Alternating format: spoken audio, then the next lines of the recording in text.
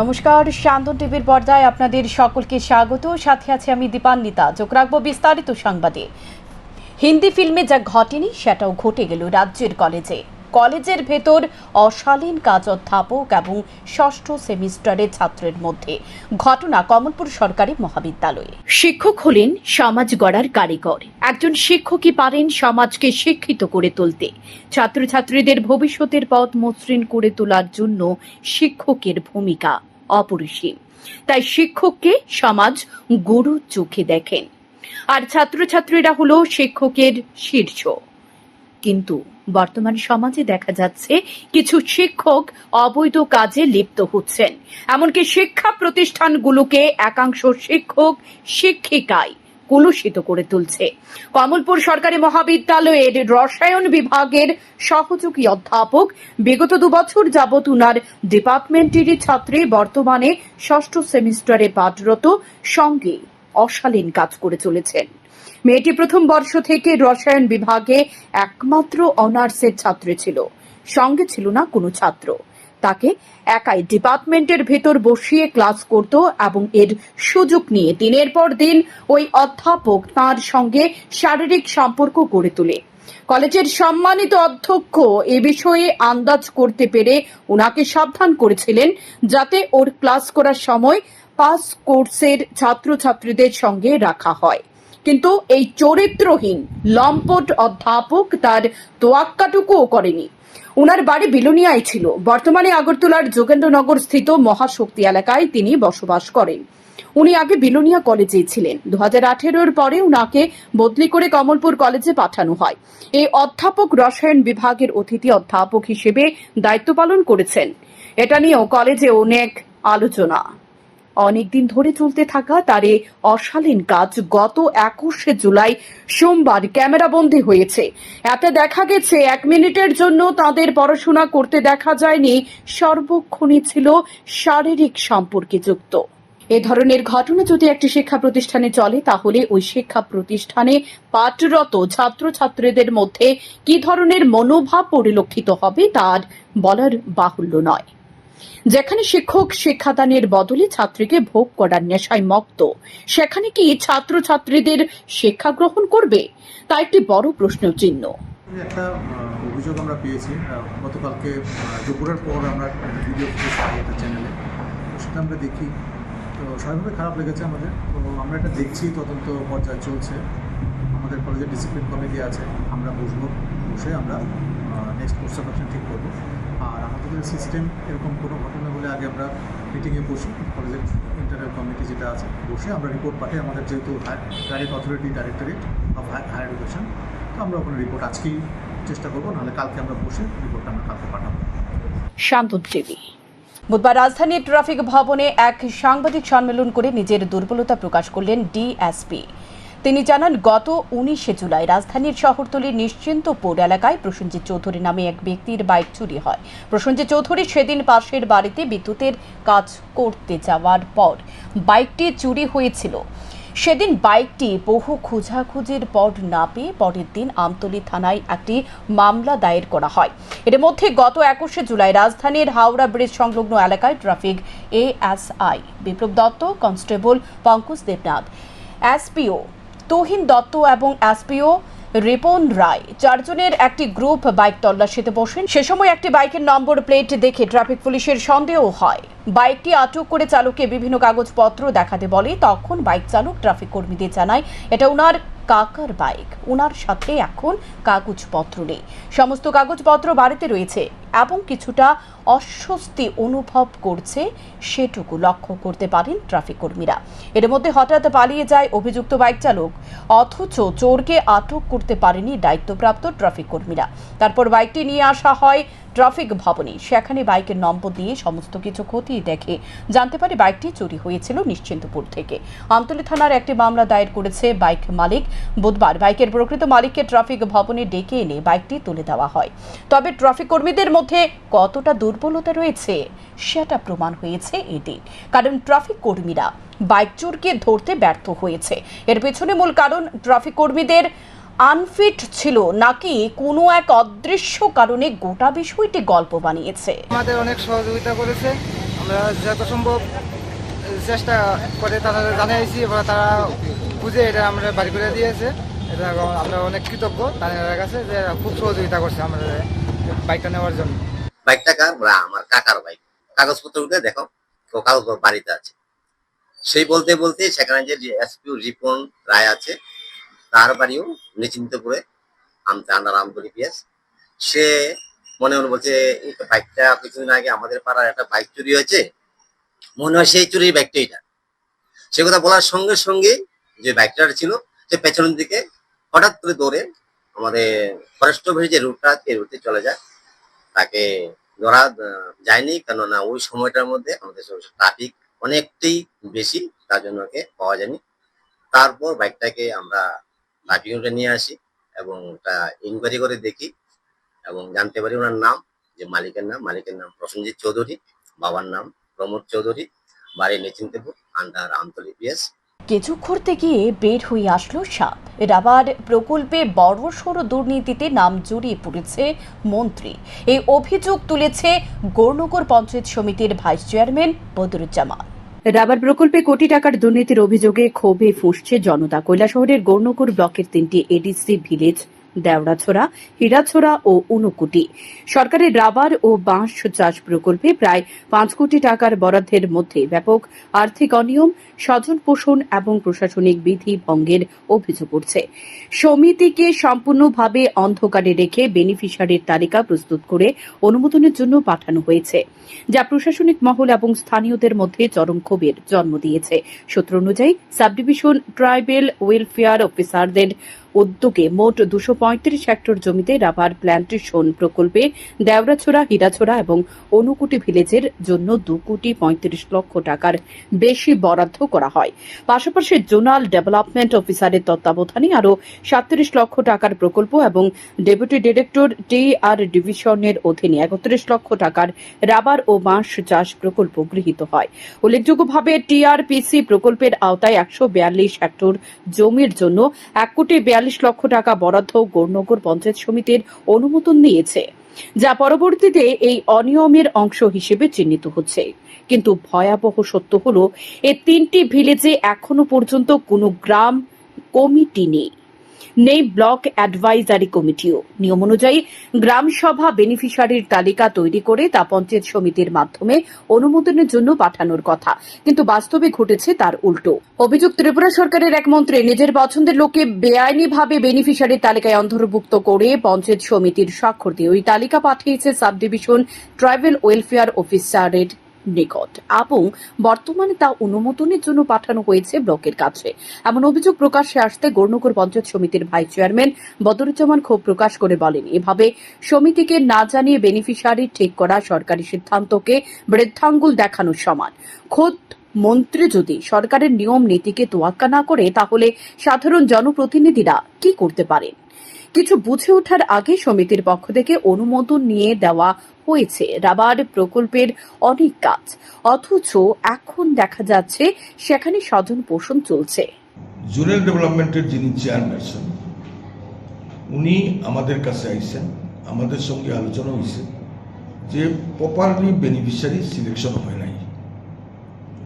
এই properly beneficiary selection করার জন্য গ্রাম সভা, গ্রাম সংসদের মাধ্যমে বেনিফিশিয়ারির তালিকা তৈরি করা, কিন্তু দেখা গেছে গ্রাম সভা, গ্রাম সংসদের কোনো দ্বারা কাছে না গিয়া, যেহেতু এখানে ভিলেজ কমিটি নাই, যেহেতু এখানে ব্লক অ্যাডভাইজারি কমিটি নাই, এই 3টা ভিলেজে নাই, যার কারণে গৌরনগর পঞ্চায়েত সমিতি এটা দেখভাল করে।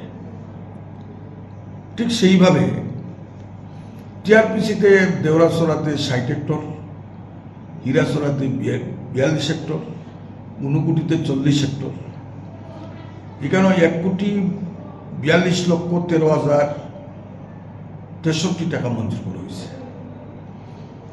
এই বেনিফিশিয়ারিগুলো আমাদের পঞ্চায়েত সমিতি আমরা জানি না, ভিলেজ কমিটিও জানে না। ব্যক্তিগতভাবে লিস্ট করিয়া, লোকাল একটা এজেন্সির মাধ্যমে লিস্ট করিয়া, এই লিস্টটাও অ্যাপ্রুভালের জন্য আমাদের কাছে পাঠানো হয়েছে। আমরা প্রাথমিক অবস্থায় আমরা এটার অ্যাপ্রুভাল করিয়ে দিচ্ছি আমরা এটা অ্যাপ্রুভাল করিয়ে দিচ্ছি এটা আমরা অ্যাপ্রুভাল করিয়ে দিচ্ছি কিন্তু এত লার্জ স্কেলে বেনিফিশিয়ারিদের সিলেকশন করা হইতেছে এত হেক্টর দেখা গেছে একজন পাট্টাপ্রাপক সে বারবার পাইতেছে অথচ এমজিএম রেগার মাধ্যমে যারা জব কার্ড পাইছেন তারা বছরে একটা বেনিফিট পাইব অত দেখা যাইতেছে একই পরিবার বারে বারে বেনিফিট পাইতেছে অথচ যারা কোনোদিনই বেনিফিট পাইছে না এবং প্রচুর পরিবার যারা পাট্টা পাইছেন কিন্তু এখন পর্যন্ত কোনো বেনিফিট পাইছেন না এই ব্যাপারে মাননীয় জেলা শাসকের পূর্বতন জেলা শাসকের নজরেও আমরা নিছি বর্তমান জেলা শাসকের কাছেও নিছি এবং গৌরনগর পঞ্চায়েত সমিতি থেকে যেখানে যে অনিয়ম হইতেছে তা আমরা লিপিবদ্ধ করিয়া জেলা শাসকের কাছে আমরা পাঠাইছি পূর্বতন এসডিএম সাহেবের কাছেও আমরা কথা কইছি বর্তমান এসডিএম সাহেবের কাছেও কথা কইছি কিন্তু জেলা শাসকের তরফ থেকেও মহকুমা শাসকের তরফ থেকেও কি পদক্ষেপ গ্রহণ করা হয় এটা কিন্তু আমাদের কিছু জানানো হয়েছে না এ বিষয়ে প্রশাসনের গাফিলতির কথাও তুলে ধরে ভাইস চেয়ারম্যান বলেন এ বিষয়ে বর্তমান জেলা শাসক পূর্বতন জেলা শাসক বর্তমান মহকুমা শাসক ও পূর্বতন মহকুমা শাসক সকলকে জানানো হয়েছে কিন্তু কাজের কাজ কিছুই হয়নি তাই আমি বাধ্য হয়ে রাজ্যের মুখ্য সচিবকে লিখিতভাবে অভিযোগ জানিয়েছি এদিকে জলাই গ্রাম পঞ্চায়েতে নদীর পাড় ভাঙন রোধে বৃক্ষরোপণের জন্য 2,09,000 টাকা ও অনুকুটি ভিলেজে অ্যাগ্রো ফরেস্ট্রি প্রকল্পে 15,36,000 টাকার বরাদ্দ সমিতি অনুমোদন দিলেও এখনো অনিয়মের গন্ধ পাচ্ছে স্থানীয় বাসিন্দারা ইতিমধ্যে ভিডিওর কাছে ডেপুটেশন জমা দিয়েছে এলাকাবাসী সকলের দাবি বিষয়টি তদন্ত করার জন্য। শান্তন টিভি। বুধবার মেলাঘোর কলমক্ষেত স্কুল সংলগ্ন এলাকায় দুঃসাহসিক চুরির ঘটনা সংঘটিত হয় বাড়ির মালিকের নাম অলোক মল্লিক বুধবার সকালে ঘুম থেকে উঠে দেখেন তার ঘরে টিনের বেড়া কেটে ঘরে প্রবেশ করে চোরের দল রাবার শিট অন্যান্য সামগ্রী চুরি করে নিয়ে যায় খবর দেওয়া হয় পুলিশকে পুলিশ এসে একটি চুরির মামলা হাতে নিয়ে ঘটনা তদন্ত শুরু করেছে দাঁড়াই দেখি এই বেড়া কাটা আচ্ছা সন্দেহ করলাম কি হলো দরজা খুলে দেখি আমার ঘরে রাবার নেই এখন চিন্তা করছি চোরে রাত্রে চোরে এই জায়গাটা কাটতে ঢুকছে ঘর আমার তো এই জায়গাটাই আমি খুঁজতে চাইতেছি যাতে আমার বেড়া কাটছে অন্যরা ঘরে চুরি করছে ভবিষ্যতে যাতে অন্যরা ঘরে কোনো চুরি না হয় আমার মতো সাধারণ মানুষের তার জন্য এই প্রশাসনের দৃষ্টি আকর্ষণ করছি তারা যাতে কঠোর ব্যবস্থা নেয়। আমবাসা মহকুমার এলাকায় দুটি বিদ্যাজ্যোতি স্কুল রয়েছে সেখানে চলতি বছরে মাধ্যমিক এবং উচ্চ মাধ্যমিক পরীক্ষায় কুলাই দ্বাদশ বিদ্যাজ্যোতি বিদ্যালয়ে ছাত্রছাত্রীরা 100% সফল হওয়ায় বিদ্যালয়কে বিশেষ পুরস্কারে পুরস্কৃত করেন রাজ্যের মুখ্যমন্ত্রী ডাক্তার প্রফেসর মানিক সাহা মহোদয়। কুলাই দ্বাদশ বিদ্যাজ্যোতি বিদ্যালয়ে এই সাফল্য এলাকার খুশির জোয়ার লক্ষ্য করা যাচ্ছে অথচ আমবাসা এলাকায় লালছড়িতে থাকা অপর বিদ্যাজ্যোতি বিদ্যালয়টি নামে বিদ্যাজ্যোতি ইংরেজি মাধ্যম মডেল স্কুল তার সঙ্গে নেই কোনো সাফল্যের ছেটে ফোটাও এলাকার জনগণ এখন লালছড়ি বিদ্যাজ্যোতি স্কুল থেকে তাদের ছেলে মেয়েদের কুলাই স্কুলে পাঠাতে উঠে পড়ে লেগেছে।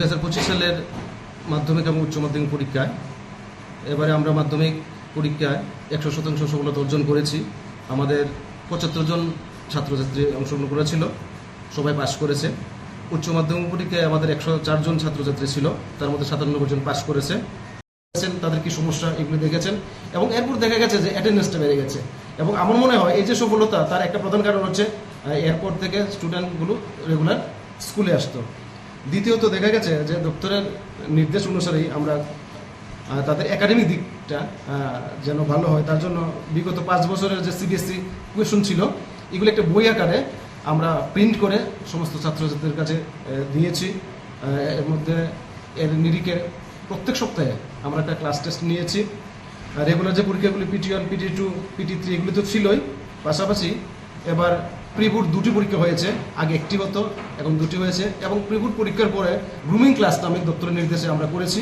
সেখানে আমরা কি করেছি দুর্বল ছাত্রগুলিকে চিহ্নিত করে তাদের জন্য আলাদা স্পেশাল ক্লাস আমরা করেছি। কচুছড়ায় রামকৃষ্ণ মেডিকেল হলের মালিকের উপর প্রাণঘাতী হামলা চালায় দুষ্কৃতিকারীরা। রামকৃষ্ণ মেডিকেল হলের মালিক গোপাল বিশ্বাস জানায় যে অন্যান্য দিনের মতো মঙ্গলবার রাতে তার উপর অজ্ঞাত পরিচয় দুষ্কৃতিকারীরা প্রাণঘাতীর হামলা চালায়। ধারালো অস্ত্র দিয়ে আঘাত করে তাকে গুরুতর জখম করে। জানা গেছে হামলাকারীরা বাড়ির পেছনে তালা ভেঙে ভেতরে প্রবেশ করে এবং সিসি ক্যামেরার লাইন চ্যুত করে, যাতে ওনার কোনো ভিডিও প্রমাণ না থাকে। ঘটনার খবর পেয়ে কচুছড়া থানার পুলিশ ঘটনাস্থলে পৌঁছায় এবং ফরেনসিক টিমও তদন্তে শুরু করে। অনুমানিক রাত্র 3:30টার সময় আমার ঘুমন্ত অবস্থায় কেউ আক্রমণ করছে। লোক দাগে কূপ দিচ্ছিল, প্রথম কূপ দিছে পরে আমি সজাগ হয়ে গেছি, তবে আমি প্রয়াস করছি আটকাইছি, পরে আর 3-4টি কূপ দিছে, সবটি হাতে লাগছে, হাতে কাটছে। তো এটা এই ব্যাপারে মানে কারোর জানাইছেন আপনি? আমি পিয়াসে জানাইছি, ফোন করছে, পরে পিয়াসটা পাইছি, সব তদন্ত করতেছে, ফরেনসিক টিম আইসি, সব দেখতেছে, তারা তদন্ত করতেছে। খোয়াই দশরথদেব মেমোরিয়াল কলেজে ছাত্রছাত্রীদের বিভিন্ন সমস্যা নিয়ে এসএফআই খোয়াই বিভাগীয় কমিটির উদ্যোগে ডেপুটেশন প্রদান করা হয়। বুধবার খোয়াই জেলা শাসকের নিকট প্রতিনিধিমূলক ডেপুটেশন প্রদান করা হয়। মূলত দাবি খোয়াই কলেজে অধ্যাপকের ঘাটতি পূরণ করা, কলেজের ছাত্রদের জন্য নিরাপত্তা ব্যবস্থা গ্রহণ করা, তাছাড়া আরও একাধিক দাবি নিয়ে স্মারকলিপি প্রদান করা হয়। জেলাশাসক বিষয়গুলো সহমত পোষণ করে শীঘ্রই সমাধানের বিষয়ে আশ্বাস দেন বলে জানান প্রতিনিধি দল। খোয়াই কলেজে প্রায় 3000-এর উপর ছাত্রছাত্রীরা পড়াশোনা করে, কিন্তু সেখানে শিক্ষকের পরিমাণ এতটাই কম যে মানে ছাত্রছাত্রীরা বিষয় শিক্ষকের অভাবে সেখানে ক্লাস না করতে পেরে রাজ্যের অন্যত্র বিভিন্ন জায়গায় কলেজে গিয়ে ভর্তি হতে হচ্ছে। আমরা এটা ডিমান্ড করি, যেহেতু মহকুমার মধ্যে একমাত্র কলেজ ডিডিএমসি, তাই সেখানে শিক্ষক স্বল্পতা একেবারেই মানানসই নয়। তার জন্য আমরা বলছি যে অতি সত্বর সেখানে শিক্ষক নিয়োগ করতে হবে। সাত রামনগরের মণ্ডলের অন্তর্গত 35 নং ওয়ার্ডের বৃক্ষরোপণ কর্মসূচি অনুষ্ঠিত হয় বুধবার। উপস্থিত ছিলেন আগরতলা পৌর নিগমের মেয়র দীপক মজুমদার, ওয়ার্ডের কাউন্সিলর তুষার কান্তি ভৌমিক সহ অন্যান্যরা। মেয়র বলেন, বৃক্ষরোপণের কর্মসূচি হাতে নেওয়া হয়েছে। বৃক্ষ না থাকলে বাঁচা সম্ভব নয়, তাই এই ধরনের উদ্যোগ গ্রহণ করা হয়েছে বলে জানান তিনি। মাকে নাম যে অনুষ্ঠান সারা রাজ্যে আমাদের দলীয় তরফ থেকে আমাদের প্রত্যেক ডিস্ট্রিক্টে প্রতি জায়গায় হচ্ছে অনুষ্ঠান। মূলত হচ্ছে প্রকৃতির ভারসাম্য রক্ষা করা এবং যাতে সুন্দরভাবে আগামী ব্যবহার করতে পারে, সেই ক্ষেত্রে গাছ রোপণ করা একটা উদ্যোগ। তো আমাদের প্রধানমন্ত্রী আবেদন রেখেছেন প্রত্যেকটি চারা গাছ যাতে তার মার নামে ওনার মার নামে লাগানো হয়। সেই হিসাবে আজকে আমরা সাতরামনগর মণ্ডল অন্তর্গত 25 নম্বর ওয়ার্ডে আমরা এই আপারের অনুষ্ঠান বৃক্ষরোপণ অনুষ্ঠান করেছি। আমাদের মধ্যে উপস্থিত আছেন আমাদের সদর জেলা আহ্বানের যিনি সভাপতি অসীম ভট্টাচার্য মহোদয়, আমাদের কর্পোরেটর মহোদয়, আমাদের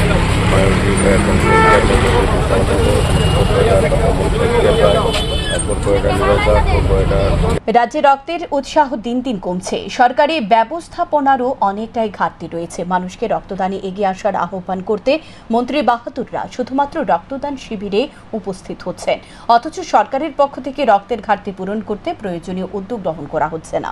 এর মধ্যে বুধবার ওএনজিসি এমপ্লয়িজ ইউনিয়ন অব ত্রিপুরার পক্ষ থেকে এক রক্তদান শিবিরের আয়োজন করা হয়। শিবিরে উপস্থিত ছিলেন আগরতলা পৌর নিগমের মেয়র দীপক মজুমদার, 14 বাধারঘাট বিধানসভার বিধায়িকা মীনা রানী সরকার সহ অন্যান্যরা। মেয়র সংবাদ মাধ্যমের মুখোমুখি হয়ে বলেন, রক্তদান মহৎদান। যারা আজকে রক্তদান করছে তারা জীবনের শ্রেষ্ঠ কর্ম করেছেন। রক্তদানের বিকল্প কোনো কিছু নেই এবং উদ্যোক্তাদেরও তিনি ধন্যবাদ জানান। তিনি বলেন, উদ্যোক্তারা সবসময় রাজ্যের ব্লাড ব্যাংকগুলির চাহিদা মেটাতে এবং এই ধরনের রক্তদান শিবির করে থাকেন। পরবর্তী সময় রক্তদান শিবির ঘুরে দেখেন মেয়র। রক্তদাতাদের শুভেচ্ছা জানান তিনি। মেগা রক্তদান শিবিরের আয়োজন করেছি। এটা অত্যন্ত জরুরি এই কারণে আমাদের রাজ্যে যে 12টি সরকারি ব্লাড ব্যাংক এবং 2টি বেসরকারি ব্লাড ব্যাংক তার রক্তের চাহিদা এবং যোগানের মধ্যে ভারসাম্য রক্ষা করে এই ধরনের স্বেচ্ছায় রক্তদান শিবির বা রক্তদান বাজার স্বেচ্ছায় রক্তদান করে। ওএনজিসির আজকে ভারতীয় মজদুর সংঘের 58তম প্রতিষ্ঠা দিবস উপলক্ষে তাদের আয়োজিত এই অনুষ্ঠানে আমাদের মধ্যে আছেন আমাদের এই এলাকার যিনি বিধায়িকা মীনা রানী সরকার মহোদয় আছেন, আমাদের আগরতলা পৌরনিগমের কর্পোরেটর আছেন, হরিষদ তিনি এমএসি মেম্বার, আমাদের এসএসপি ম্যানেজার আছেন, আমাদের এই সংগঠনের যিনি সম্পাদক এবং সভাপতিরা সহ অন্যান্য যে কার্যকর্তারা এবং ভারতীয় মজদুর সংঘের সঙ্গে প্রত্যেকেই কর্তৃপক্ষ। সারা ভারত গণতান্ত্রিক নারী সমিতির লক্ষ্মী সাউগলের 14তম প্রয়াণ দিবস উদযাপন করা হয়। উপস্থিত ছিলেন সারা ভারত গণতান্ত্রিক নারী সমিতির নেত্রী রমা দাস। তিনি বক্তব্য রেখে বলেন, রাজ্যে কাজ ও খাদ্যের অভাব চলছে, মানুষের বাক স্বাধীনতা কেড়ে নিয়েছে সরকার। এর বিরুদ্ধে লক্ষ্মী সাউগলের আদর্শকে সামনে রেখে এগিয়ে আসতে হবে সকলকে, তাহলে আজকের এই দিনটি সঠিক মর্যাদা পাবে বলে অভিমত ব্যক্ত করেন রমা দাস। 2012 সালে 23শে জুলাই ওনার মৃত্যু হয়। জন্মগ্রহণ করেছিলেন 1914 সালের 24শে অক্টোবর। তো এবছর সারা ভারত গণতান্ত্রিক নারী সমিতি এই দিনটাকে সাম্রাজ্যবাদ বিরোধী দিবস হিসাবে পালন করার জন্য আহ্বান জানিয়েছেন এবং সর্বভারতীয় কমিটির চিন্তাতে ছিল যে আমরা যাতে সাম্রাজ্যবাদ বিরোধী কর্মসূচি নিয়ে রাস্তায় মিছিল সমাবেশ বা স্লোগান মুখরিত বিক্ষোভ জানায়। বুধবার গোলাঘাটি মোটর স্ট্যান্ডের শ্রমিক সংঘের কার্যালয়ে ভারতীয় মজদুর সংঘের 70তম প্রতিষ্ঠা দিবস উদযাপন করা হয়। এদিন অটোরিকশা শ্রমিক সংঘের গোলাঘাটি শাখার উদ্যোগে এই প্রতিষ্ঠা দিবস হয়। উপস্থিত ছিলেন ত্রিপুরা অটোরিকশা শ্রমিক সংঘের সিপাহীজলা জেলা সভাপতি বলয় দেবনাথ সহ অন্যান্যরা। বিএমএস এর প্রতিষ্ঠা বার্ষিকী উপলক্ষে ত্রিপুরা অটোরিকশা শ্রমিক সংঘ গোলাঘাটি শাখার পক্ষ থেকে শ্রমিকদের মধ্যে বস্ত্র দিয়ে সম্বর্ধনা জানানো হয়েছে এবং মিষ্টি বিতরণ করা হয়েছে। ভারতীয় মজদুর সংঘের 70তম বর্ষপূর্তি এবং 71তম বর্ষে পদার্পণ উপলক্ষে সংগঠনের ধলাই জেলা কমিটির উদ্যোগে প্রথমে আমবাসা চান্দ্রাই ছড়া প্রাথমিক হাসপাতালে রোগীদের মধ্যে ফল মিষ্টি বিতরণ করা হয়। তারপর আমবাসা বাস স্ট্যান্ডে বৃক্ষরোপণ করা হয়। সংগঠনের নেতৃত্বদের মধ্যে উপস্থিত ছিলেন সম্পাদক দীপক গোস্বামী, ধলাই জেলা বাস জিপ চালক সংঘের জেলা সভাপতি মানিক দাস প্রমুখ। আজকে আমরা আমাদের ভারতীয় মজদুর সংঘের 70তম পূর্তি উপলক্ষে এবং 71তম প্রতিষ্ঠা দিবস, এই প্রতিষ্ঠা দিবসকে সামনে রেখে আমরা আমবাসা সাব ডিভিশন কমিটি, পণ্যবাহী মালগাড়ি ট্যাক্সি চালক সংঘ, বাস জিপ চালক সংঘের যৌথ উদ্যোগে আজকে আমরা আমবাসার অন্তর্গত চান্দাইপাড়া প্রাথমিক হসপিটালে আমরা ফল বিতরণ করছি রোগীদের মধ্যে। ফরওয়ার্ড ক্লাবকে 5 বছর পর রাখাল শিল্ডে চ্যাম্পিয়ন করতে মুখ্য ভূমিকায় ছিলেন কেরালা থেকে আসা পেশাদার কোচ এল.বি. রোজ। ফাইনাল ম্যাচের পর শান্তন টিভির সাথে একান্ত সাক্ষাৎকারে জয়ের পরিকল্পনা নিয়ে তিনি জানান, high voltage final, what is your planning? Actually, after semi-final, I am very confident because our boys are very good. So we prepare a plan A and plan B. But plan A is successful, so don't want any more changes. Really, the boys played well. The coach is an important fact of this because he is telling the players' quality and strength. So I am learning very quickly. So that is, we manage easily. I think final we all are expected, but you know the match, some days we are playing very bad, but today's boys done very good job. Our changes very good. We including the new player in final, that is a really clicked. He bagged the man of the match award too. That is a really, we took together this decision, so we are very thankful to Tripura people too. In the semi-final, we saw that your midfield vacuum. Then how you will recover, and what is your planning to block the midfield and dominate the midfield? Because we have a lot of discussion. Yeah. So this is very easy for me because I am handling this situation many times. So because you know I am realized the quality of players. Still I have no idea to lot more, but I realized very quick. And during the training session, after we got 3 days, we prepare for that. So this is a part of we planning very. And in Lingdo, who played substitute player in first 2 matches, and in the final, big final, you include him in the first 11. So what is you have any plan for Lingdo? Including Lingdo, that is credit for me only, because I am ready to take the risk. The Northeast and Bengal, some influence from outside to play different players, but I don't want. I am a professional coach. I don't want hear anybody's decision, but still I done. The management and assistant coach support me, especially Bimal sir, Shimol sir supporting me. So I took that decision and I am stick on with that. That is successful. This is we are experienced. I am 25 years. I played professional league and winning Santosh Trophy. That much experience for me. So this decision is mine and his support. What is your experience about this crowd? I'm really thankful to Forward FC and the people. I'm really excited. We are coming from Kerala. The Kerala football is but lot more than that. This crowd and people. I'm really appreciate Tripura people, and I like to appreciate the organization, because at least they are ready to professional way in Santosh Trophy. Tripura will be make their football name. They will come up very easily.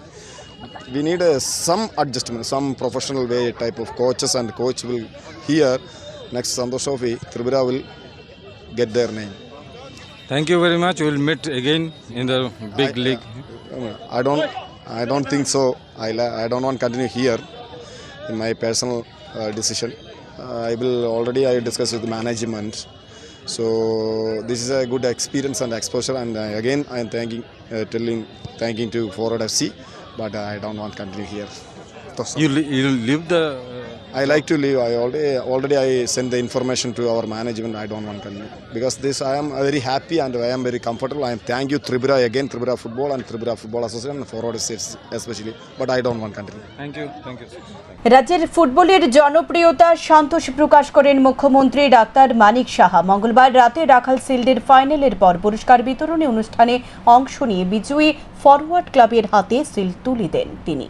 পরে সাংবাদিকদের মুখোমুখি হয়ে মুখ্যমন্ত্রী বলেন, আমি খেলাধুলার মানুষ, আপনারা নিশ্চয়ই বুঝতে পারছেন কত আনন্দ হচ্ছে এখানে আজকে। আপনারা সবাই জানেন যে কিংবদন্তি প্লেয়ার এবং মোহামেডান স্পোর্ট, মোহনবাগান এবং ইস্টবেঙ্গলের দুটো ক্লাবেরই উনি ক্যাপ্টেন ছিলেন এবং উনি এখানে এসছেন। এর আগেও ত্রিপুরাতে বহুবার এসছেন উনি এখানে এসে বলছিলেন যে এত সুন্দর বাতাবরণ আগে তো আমরা কখনো দেখিনি, ত্রিপুরার চেহারাই পাল্টে গেছে বলছে। আমরা বলছিলাম প্রায় 8টা থেকে 9টার মতো এরকম আমরা সিনথেটিক টার্ফ ফুটবল গ্রাউন্ড আমরা বানিয়েছি, আরও 2-3টে আরও হচ্ছে বিভিন্ন জায়গায়। তো এই বিষয়ে খেলাধুলার জন্য আমরা এই ত্রিপুরা সরকার কি করছি পুরো বিষয়টা ওনার সাথে আলোচনা করছিলাম। মাননীয় প্রধানমন্ত্রীজি বারবার চাইছেন যে আমাদের যদি ইউথ যে জেনারেশন তাদেরকে যদি আগামী প্রজন্মের যারা তাদের জন্য যদি আমরা সুযোগ সুবিধা না করতে পারি তাহলে যে ফাউন্ডেশন যেটা হয় সেই ফাউন্ডেশন কোনো অবস্থায় সেটা অসম্পূর্ণ থাকবে। এটা অবশ্যই আমাদের করতে হবে। এখনকার মতো সংবাদে পর্যন্তই। পরবর্তী যে কোনো আপডেট পেতে চোখ রাখুন শান্তন টিভির পর্দায়। নমস্কার।